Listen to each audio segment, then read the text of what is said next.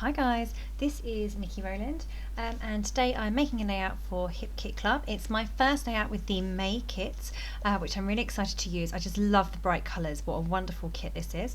And today I'm inspired by the mood board, so the May mood board. I've actually already made a layout with the May mood board earlier in the month for one of the challenges, the Friday challenges. So I've had to use this mood board for a second time. And therefore I've had to look at things in a slightly different way. So last time I was inspired by various elements on the mood board, but today I've gone for the squares. So I really loved the squares on the image, and I loved this square paper by the Stamp Market. And I thought I would therefore do something with the squares. So I have, what I'm starting off by doing is trimming my white cardstock down to 11.5 inches square, and then I've distressed the edges and I'm sticking it onto the pink frame that was the Stamp Market paper. I cut all the squares out of the middle, so I roughly cut them out in one large piece, and now I'm going to spend some time cutting out individually every single one. And there was also a journaling card to match from the Pocket Life kit, so I've cut out all the squares from there as well. So I've distressed the edges of all of them, and now I've come to stick them down. So arranging squares like this can be a bit tricky because I wanted to make sure I had them in the right place, and once you've stuck one, it's hard to know whether to get the spacing right, that kind of thing, and making sure that it's equidistant from the top and the sides. So I just tacked my squares in place slightly with a small amount of tape, and then arranged them all, and then when I was happy with the positioning, then I stuck them all down properly. But I distressed the edges of all of them and the middle squares, the little squares as well, and I've layered the little squares on top of the big squares on a colour on colour method. I spent a little bit of time just then cutting out some of the big blooms on one of the Stamp Market papers, and they're all kind of cut out now. I think there's a few that I didn't think that I would use, but the big blooms I wanted to use, and the three smaller ones. So I've gone and done that, and now I'm just going to layer those blooms under my photos. So just to explain my photos, I have my little boy who's, well, not very little, he's 7. He's out in the garden, and we're homeschooling at the moment because of the pandemic. And one of his online schoolwork tasks was to do an art lesson, and his art lesson was to go outside, collect natural materials and make a picture. And it wasn't like a picture on a piece of paper, it was to be made like on the grass or just outside. So thankfully it was a nice sunny day, and he went around and picked all my flowers from the garden, and lots of leaves as well, and he created this fantastic piece of artwork on our grass. So it was a bit of a shame that it had to be moved and dismantled, that's what I was looking for, after it was done. But he spent a good couple of hours doing it. He was really happy and really enjoyed doing it. So I managed to snap some photos of him actually doing it, and then of course the finished article. So that's what this is, and the colours go beautifully, and the big floral blooms is why I've chosen to use those, because it goes really well with the photos and story that I'm scrapbooking today. Okay, so I'm pretty much happy with my big flowers behind my photos. So now I wanted to bring in some pops of black. I just love how that looks, and with these lovely soft cool tones, I thought that the pops of black would really make things stand out. So I had that long scalloped border sticker from the 5th and Monaco stickers, and I've trimmed it down. So I've got a couple of pieces at the bottom underneath the squares, and then I've cut one to go under each of my photos as well. So it just brought in that little bit of extra drama. I love pops of black. I think it just makes such an impact. So that's what I've done there. So now I'm happy with how everything's looking. I'm happy with where the black bits are. I'm just going to get my photos stuck down and my blooms stuck down properly. They were just tacked in place. So I'm going around putting foam pads under the tops of my photos, and also under all of the flowers that are poking out from around my photos. I like my embellishments to have lots of dimension.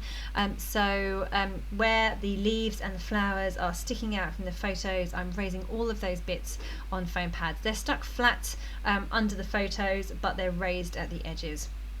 It just makes them look like they're kind of enveloping my photos. It probably doesn't translate very well to video screen or even to flat images, but in real life I think it looks really, really lovely. Okay, so I was really brave, and those fabulous Maggie Holmes Sweet Story flowers that are just so beautiful, only 3 in a packet, probably super duper expensive, but I was like, this is their flower layout and it's perfect to use.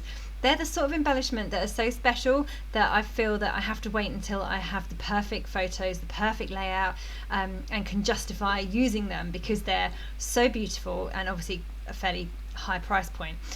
So they're the sort of thing that I would save and then never use, which is ridiculous. So I'm really trying to focus my mind this month and every month and use my favorite things as soon as I get them. So because I did the same last month with the rainbow paper, it was my favorite paper, and guess what, it's unused. I did use one sheet to cut a cut file, but that doesn't count. So I'm still waiting to make a layout with that fantastic rainbow paper that I love so much. But because it's so special, I haven't used it, and therefore I'll probably now never use it. So that's a silly thing to do. So I am going to try my hardest to combat that, front load it, and grab my favourite products and use those first. So that's what I've done here. I've got 2 of those flowers on this layout. I'm determined to use them, and I mustn't forget to use the other one at some point as well. Okay, so that's today's life lesson.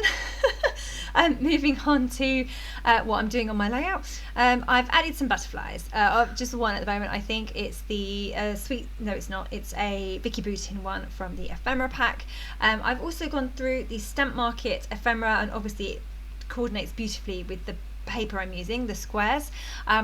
The perfect colours, I mean. So I have added a couple of tabs. One says today, and then one says captured, and they are placed in the colour on colour format that I'm working on. I really liked this adventure piece of ephemera that I've just put to the left of my photos. Everything in life is an adventure, so I think the word adventure goes with any photo. So I just really liked it. It was colourful, and I just liked the way it was stacked. So I just cut the top piece off because it was a bit too tall, and yeah. I think you saw some little hands there. My little one, who is nearly 2, hasn't been very well this week, so he's been joining me a lot on my scrapbooking table. It's also caused some fairly major havoc, and it's right next to me now as well, so you might hear him in a minute. So sorry about that. He doesn't interfere too much, I don't think, with this layout. Oh, a little bit there. He wanted to feel the middle of that fantastic flower. Okay, so I've added the tabs. I have another small label sticker over on the right hand side that is for me to put my date into.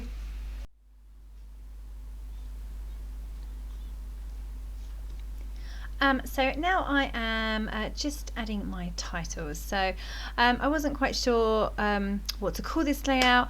I wanted to say something about his artwork, so I've decided to go for amazing art. And I'm taking the word amazing from the 5th and Monaco little puffy phrase stickers. So I have the word amazing on there in black, and I loved the black because I wanted it to have pops of black in this layout, so that went really well.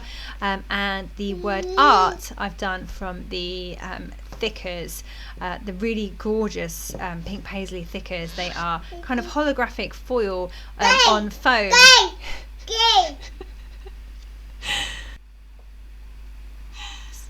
Sorry about the extra sound effects there. He's obviously excited to start his career as a YouTuber. Okay, so I've got my amazing art title in place there. I'm just adding some little label stickers from the Stamp Market little label stickers. One says inspire creativity, which is obviously ideal, and there's another one at the top of the second photo that says love my colourful life, and that obviously works well as well. I've also added in one of the Amy Tangerine Picnic in the Park bows. I love those bows. They're paper bows. I do love a bow generally, so these are really lovely bright colours. I love the bright colours, so I went for a bright yellow one next to the big flower, and then I just felt that my where I had extended the black at the bottom, I felt like I needed to extend the black at the top a little bit as well. It just looked a little bit off balance.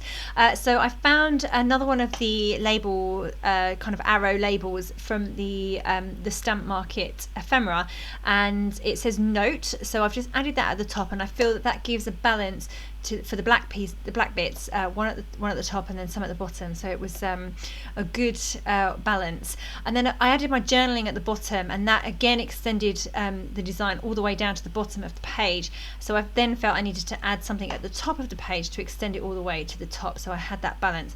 This layout is a very balanced layout because it has the very specific and perfectly spaced grid in the middle, so I just wanted to make sure I did maintain that balance on the layout and for it not to look off. So as well as the enamel dots I added there, they're from Fifth and Monaco. They're fabulous, aren't they? The black ones I used. I also added some drops of Indian ink too. Okay, that is me done. Thank you very much for joining me today. I hope you have enjoyed this layout and also will be inspired by our May Moodboard, which is really, really beautiful and has lots of fun things. Don't forget, if you are a Hip Kit Club subscriber, you get the main kit at a reduced price, a 15% discount off all add-on kits, and you get access to exclusive cut files too. Okay, thank you for joining me. That was Nikki Rowland for Hip Kit Club. Happy scrapping!